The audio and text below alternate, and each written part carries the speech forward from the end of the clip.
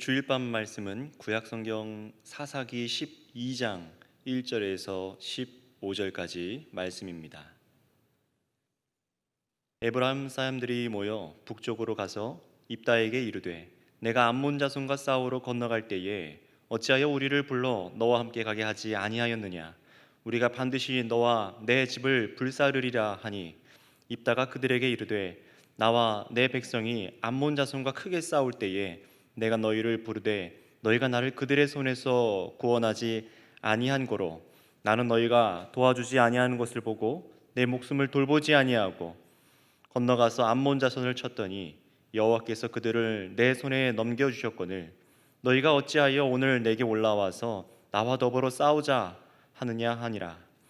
입다가 길르앗 사람을 다 모으고 에브라임과 싸웠으며 길르앗 사람들이 에브라임을 쳐서 무찔렀으니 이는 에브라임의 말이 너희 길르앗 사람은 본래 에브라임에서 도망한 자로서 에브라임과 므낫세 중에 있다 하였음이라. 길르앗 사람이 에브라임 사람보다 앞서 요단강 나루턱을 장악하고 에브라임 사람의 도망하는 자가 말하기를 청하건대 나를 건너가게 하라 하면 길르앗 사람이 그에게 묻기를 내가 에브라임 사람이냐 하여 그가 만일 아니라 하면 그에게 이르기를 쉿볼렛이라 발음하여 하야 이에 에브라임 사람이 그렇게 바로 말하지 못하고 쉿볼렛이라 발음하면 길르앗 사람이 곧 그를 잡아서 요단강 나루턱에서 죽였더라. 그때에 에브라임 사람의 죽은 자가 4만 2천 명이었더라. 입다가 이스라엘 사사가 된 지 6년이라. 길르앗 사람 입다가 죽음에 길르앗에 있는 그의 성읍에 장사되었더라. 그를 뒤이어 베들레헴에 입산이 이스라엘의 사사가 되었더라. 그의 아들 30명과 딸 30명을 두었더니 그가 딸들을 밖으로 시집 보냈고 아들들을 위하여는 밖에서 여자 30명을 데려왔더라. 그가 이스라엘의 사사가 된 지 7년이라. 입산이 죽음에 베들레헴에 장사되었더라. 그 뒤를 이어 스불론 사람 엘론이 이스라엘의 사사가 되어 10년 동안 이스라엘을 다스렸더라. 스불론 사람 엘론이 죽음에 스불론 땅 아얄론에 장사되었더라. 그 뒤를 이어 바라돈 사람 힐렐의 아들 압돈이 이스라엘 사사가 되었더라. 그에게 아들 40명과 손자 30명이 있어서 어린 나귀 70마리를 탔더라. 압돈이 이스라엘의 사사가 된 지 8년이라.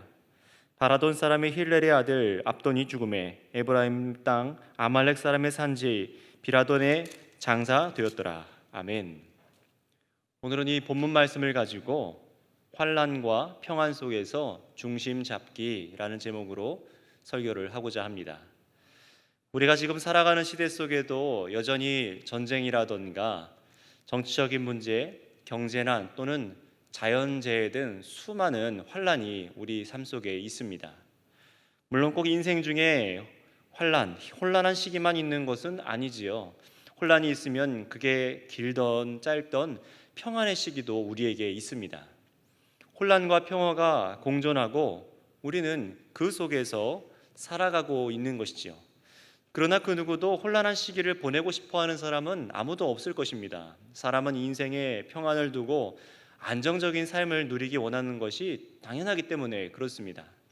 그런데 이렇게 우리가 겪는 혼란과 평안 속에서 사람이 유념하고 중심을 잡아야 할 매우 중요한 것이 한 가지가 있어요.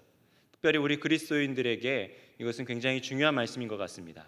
오늘 그래서 그것이 무엇인지 읽은 본문 말씀을 통해서 우리의 신앙에 적용했으면 좋겠습니다.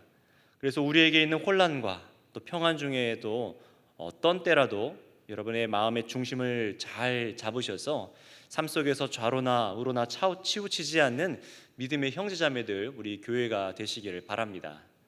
자, 오늘 말씀을 보면은 우리가 일전에 2번 나누어 보았던 이 사사 입다의 마지막 인생의 말로가 기록되어 있어요. 입다라는 사람은 어땠습니까? 그가 태어나고 또 자라난 삶 속에서도 환란이 가득한 사람이었죠. 그가 이스라엘의 사사가 되었던 것도 전쟁 중에 환란 중에 하나님이 없이 사람들의 손으로 사사가 되었습니다.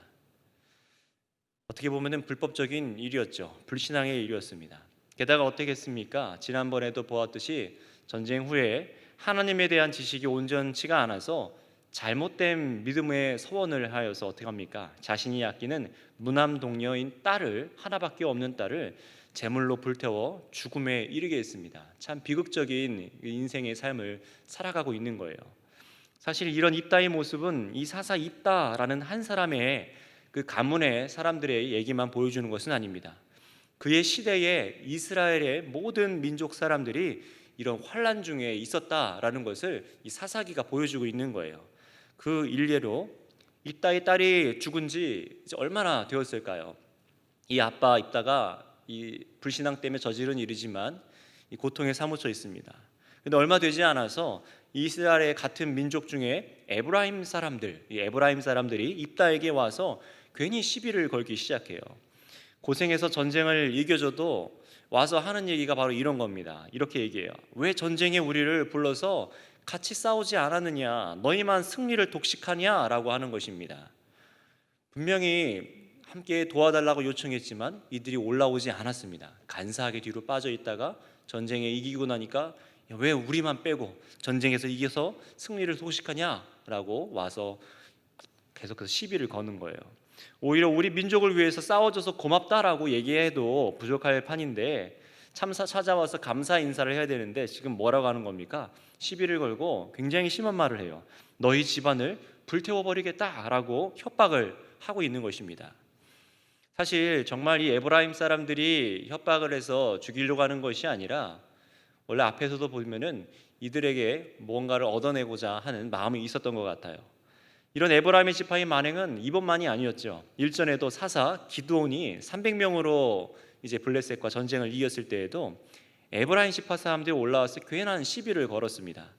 자신들이 전쟁에 참여하지 않아 놓고선 나중에 와서 생색을 내는 거예요. 물론 그때는 이 기드온이라는 사람이 사사가 약간 평화스럽게 에브라임을 치켜 세워줬습니다. 당신들은 높고 우리는 낮지 않습니까? 이런 식으로 말로 해서 큰 싸움으로 번지지 않고 그 사건이 일단락 되었습니다.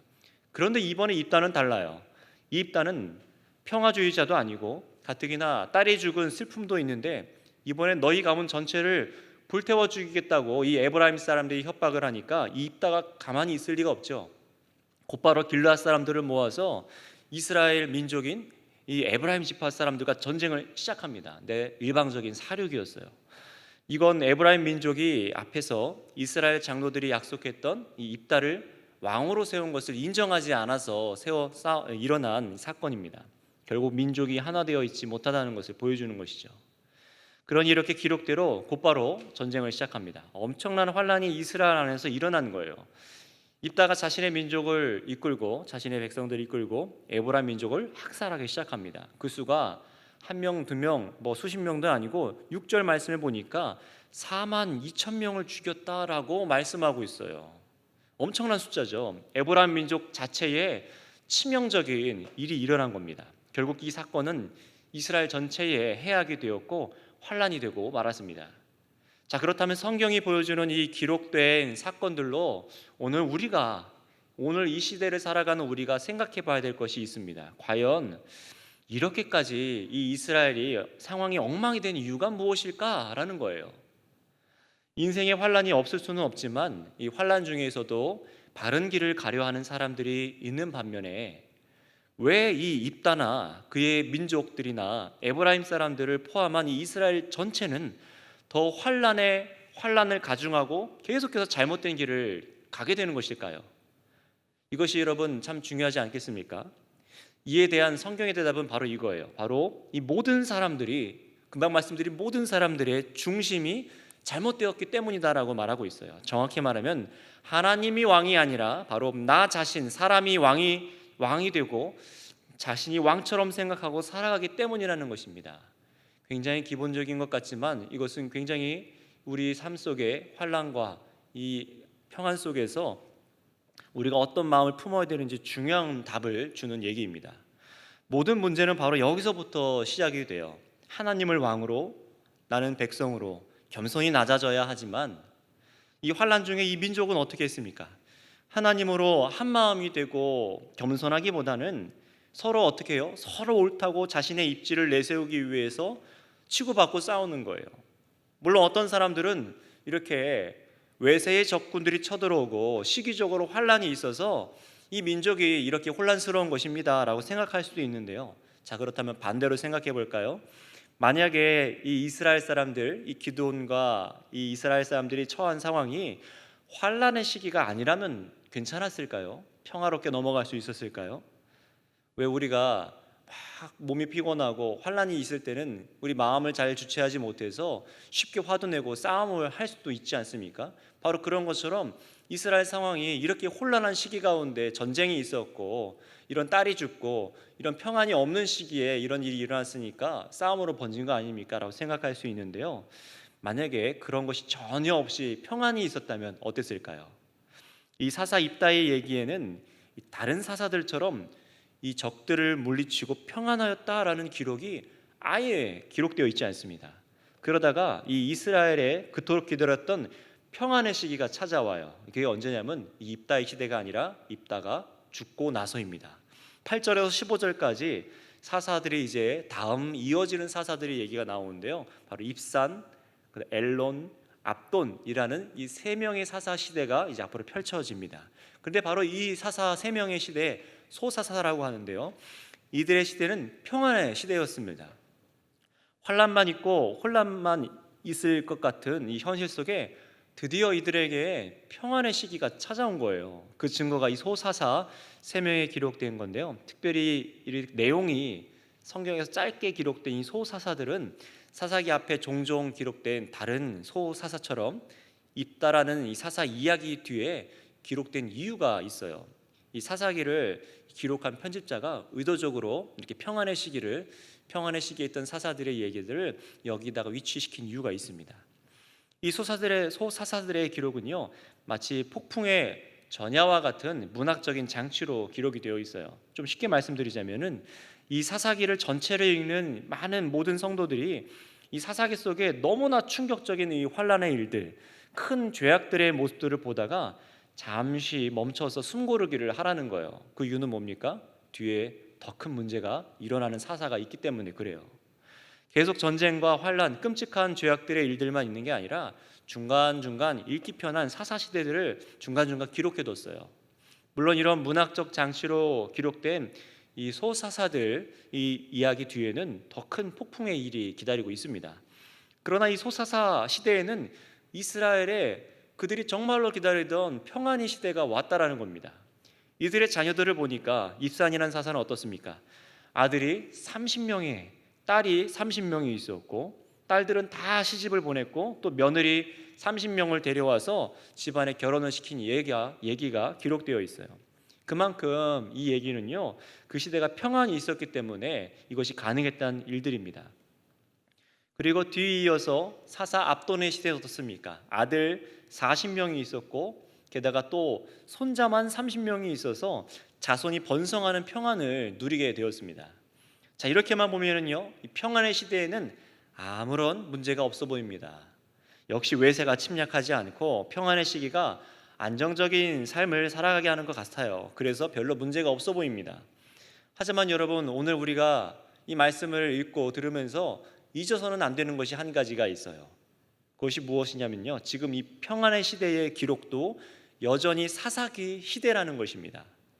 이들의 이런 삶이 평안의 시대 속에서 일어나고 누렸던 것들이지만 이런 평화의 이 삶 속에서도 이들의 기록을 통해서 알 수 있는 문제들을 우리가 읽어낼 수가 있어요. 이 사사기 기자는요, 이것을 놓치지 않고 기록해놨습니다. 바로 그들의 중심의 문제인데요, 이 사사들이 여전히 뭘 하고 있냐면 이 소사사들이요, 자신들이 왕처럼 살았다는 것을 알 수가 있습니다. 수많은 자녀들을 시집 보내고 장가들게 하는 것은 그 당시에 정략 결혼을 목적으로 해서 다른 세력과 안정을 꾀하는 것을 의미했어요. 그렇게 집안의 안정을 이루었던 것이죠. 첩에 첩을 둬서 여러 아내를 둬서 많은 자녀를 두고 또 데려왔다라는 표현이 있죠. 다른 곳에서 데려왔다라는 이 표현은요, 다른 지역에서 다른 민족들과 정략 결혼을 했다라는 것입니다. 그렇게 집안과 세력의 안전을 꾀했던 거예요. 결정적으로 15절 말씀에 보면은 이 손자 30명이 어린 나귀를 70마리를 탔다라는 것은요, 그 당시 왕족들의 상징으로 통용됐던 이 일들입니다. 왕들이 이제 70날이 나귀를 타고 어린 나귀들 타고 쭉 행렬을 합니다. 왕족들이 했던 일들이에요. 이 사사기가 지금 무엇을 우리에게 말씀해 주고 있는 거냐면요, 이들이 이 평안의 시기에도 만들어내고 싶은 게 무엇이었냐라는 것을 보여주는 겁니다. 그게 뭐예요? 바로 왕이라는 거예요. 하나님이 왕이 아니라 사람이 왕이 되고 그런 세력을 누리고 그런 집안이 자신들 중에 일어나서 자신들을 다스리기 원했습니다. 그게 백성들이 했던 거고요. 이스라엘 백성들은 자신들이 옳게 보이는 대로 사람들을 왕으로 삼고 살아갔다라는 것을 보여주는 거예요. 이런 사사들마저도 그렇게 살아갔고 백성들도 그것을 옳다라고 여겼던 겁니다. 여러분, 이 사사기에 이 환란과 이 평안의 시대에는 공통점이 그래서 한 가지가 보이죠. 그들의 중심에 하나님이냐 아니면 사람이냐, 이것이 둘 중에 하나 서 있어야 되는데 하나님이 아니라는 거예요. 그들 중심에 평안의 시기가 찾아왔지만 하나님이 아니라는 것입니다. 그들의 중심에 싸움을 이기고 하나님이 평안을 주셔도 그들 마음 가운데는, 그들의 삶에는 하나님이 아니라 자신들이 왕처럼 살아가고 싶었던 것입니다. 또 하나님이 아닌 다른 왕을 두고 싶은 것이죠. 어딘가 도덕적으로 아니면 영적으로 흠이 있는 사람이라도 자신들이 왕이 되어서 자신들의 당장이 유익이 된다면 사람을 왕으로 두려고 해요. 또 환란을 지나서 평안의 시대가 오더라도 여전히 그 시대 속에서 하나님을 왕으로 섬기려는 중심이 이들에게 없다는 겁니다. 전부 공통적으로 사람이 중심이 되려는 모습들에 점점 이것이 이스라엘 안에서 극심해지고 있는 것이 사사기가 보여주는 것입니다. 사람이 중심되어 환란이 일어나고 사람이 중심되어 평안을 꾀하지만 그 속에 하나님이 중심이 되려는 모습이 전혀 없습니다. 그런 모습이 놀랍게도 전혀 없어요. 점점 시간이 지날수록 이 이스라엘 민족 안에 중심이 하나님에서 벗어나고 있다라는 것입니다. 자, 그렇다면 여러분, 우리는 어떨까요? 환란의 시대를 겪으면서 살아갈 때에 늘 우리가 경계하고 깨어 있어야 하는 것이 바로 오늘 이것인 것 같아요. 우리가 그토록 평안한 시대를 원하잖아요. 환란과 평안, 이것을 계속해서 공존하고 살아가는데 우리가 정말 가장 중요하게 여기는 것이 바로 누가 중심인가? 하나님이냐 아니면 나냐? 라는 것입니다. 여러분 중심에 누가 있으십니까? 우리가 가장 중요하게 생각하는 것은 환경이 평안하냐 환란스럽냐, 어떤 것이 나에게 지금 큰 유익을 미치냐, 여러분 이런 것을 생각할 때가 아닌 것 같습니다. 환경이 환란이냐 평안이냐, 그것이 우리 중심에서 생각하고 바라고 근심하고 마음에 두고 있어야 되는 것이 아니라 그것 때문에 잘못된 선택으로 가잖아요. 그러니 가장 중요한 것은 무엇이냐면, 정말 중요한 것은 우리의 환경이 환란이냐 평안이냐가 중요한 것이 아니라는 거예요. 환란과 평안 속에 살아가는 사람들, 바로 우리 마음속에 항상 하나님을 중심으로 두느냐 그렇지 않느냐가 우리에게 너무나 중요하다는 것입니다.